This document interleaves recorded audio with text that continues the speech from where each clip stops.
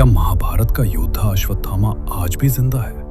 मध्य प्रदेश के असीरगढ़ किले से जुड़ी रहस्यमयी घटनाएं और श्री कृष्ण के श्राप की कहानी इस सवाल को और गहरा बनाती है। जाने इस पौराणिक रहस्य के पीछे की पूरी सच्चाई।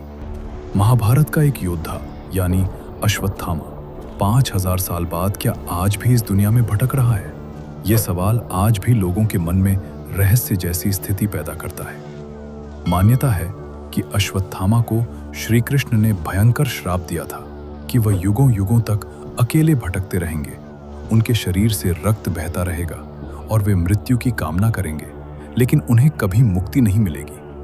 वहीं मध्य प्रदेश के बुरहानपुर जिले में स्थित असीरगढ़ किला को लेकर एक रहस्यमयी कथा प्रचलित है। स्थानीय लोगों का मानना है कि अश्वत्थामा आज भी यहाँ आते हैं। किले के भीतर एक प्राचीन शिव मंदिर है, जहां हर सुबह ताला खुलने से पहले ही शिवलिंग पर ताजे फूल चढ़े हुए मिलते हैं। ये फूल कौन चढ़ाता है, ये आज तक एक रहस्य बना हुआ है। इतना ही नहीं, कई ग्रामीणों ने दावा किया है कि उन्होंने एक असामान्य रूप से लंबे व्यक्ति को देखा है, जिसके माथे पर गहरा घाव होता है। कहा जाता है कि वह व्यक्ति अक्सर उस घाव पर लगाने के लिए तेल या हल्दी मांगता है। लोगों की मान्यता है कि ये वही अश्वत्थामा है जो आज भी अपने कर्मों की सजा भुगत रहा है और उससे मुक्त होने की प्रतीक्षा कर रहे हैं। एक ऐसा श्राप जिसने उन्हें अमर तो बना दिया, लेकिन जीवन को अंतहीन पीड़ा में बदल दिया। लेकिन अश्वत्थामा को भगवान श्री कृष्ण ने श्राप क्यों दिया था? जानते हैं इसके पीछे की कथा। कौन है अश्वत्थामा?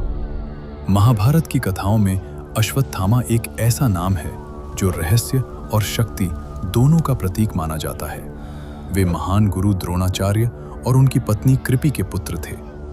मान्यता है कि संतान प्राप्ति के लिए द्रोणाचार्य ने कठोर तप किया था, जिससे प्रसन्न होकर भगवान शिव ने उन्हें एक तेजस्वी और पराक्रमी पुत्र का वरदान दिया। यही पुत्र आगे चलकर अश्वत्थामा कहलाए। बचपन से ही अश्वत्थामा युद्ध कौशल में निपुण थे। उन्होंने धनुर्विद्या और दिव्य अस्त्रों का ज्ञान अपने पिता से प्राप्त किया था। उन्हें महाभारत के सबसे शक्तिशाली योद्धाओं में गिना जाता है। महाभारत युद्ध में द्रोणाचार्य कौरवों की ओर से लड़े। जब भीष्म पितामह युद्ध में निष्क्रिय हो गए, तब कौरव सेना की कमान द्रोणाचार्य के हाथ में आ गई। उनकी रणनीति और शक्ति के सामने पांडवों के लिए जीत पाना मुश्किल हो रहा था। तब श्री कृष्ण ने एक योजना बनाई।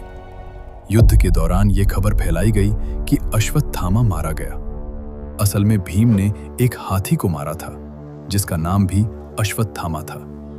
जब द्रोणाचार्य ने यह सुना तो वे शोक में डूब गए और उन्होंने अपने हथियार त्याग दिए। उसी समय धृष्टद्युम्न ने अवसर का लाभ उठाकर उनका वध कर दिया। क्रोध में लिया भयानक फैसला, पिता की मृत्यु की सच्चाई जानकर अश्वत्थामा क्रोधित हो उठे। उन्होंने पांडवों से बदला लेने की ठान ली। युद्ध के दौरान उन्होंने शक्तिशाली अस्त्रों का प्रयोग किया, जिनमें नारायणास्त्र भी शामिल था।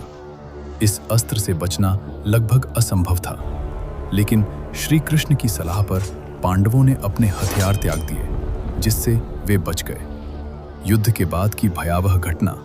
महाभारत युद्ध खत्म होने के बाद भी अश्वत्थामा का क्रोध शांत नहीं हुआ। एक रात उन्होंने पांडवों के शिविर पर हमला किया। उन्होंने धृष्टद्युम्न का वध किया और अंधेरे में द्रौपदी के पुत्रों को पांडव समझकर मार डाला। इतना ही नहीं, उन्होंने उत्तरा के गर्भ को भी नष्ट करने की कोशिश की, ताकि अर्जुन का वंश समाप्त हो जाए। श्राप और अमरता का रहस्य।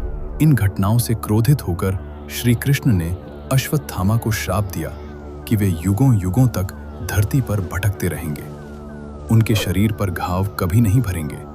वे कष्ट झेलते रहेंगे और मुक्ति की कामना करेंगे, लेकिन उन्हें मृत्यु भी नसीब नहीं होगी। इसी कारण से अश्वत्थामा को महाभारत का ऐसा पात्र माना जाता है जो अमर होकर भी पीड़ा भरा जीवन जीने को मजबूर है। एक ऐसा उदाहरण जो बताता है कि कर्मों का फल कभी न कभी जरूर मिलता है। ऐसे ही सनातन के छुपे हुए रहस्य जानने के लिए सनातन रहस्य को सब्सक्राइब करें।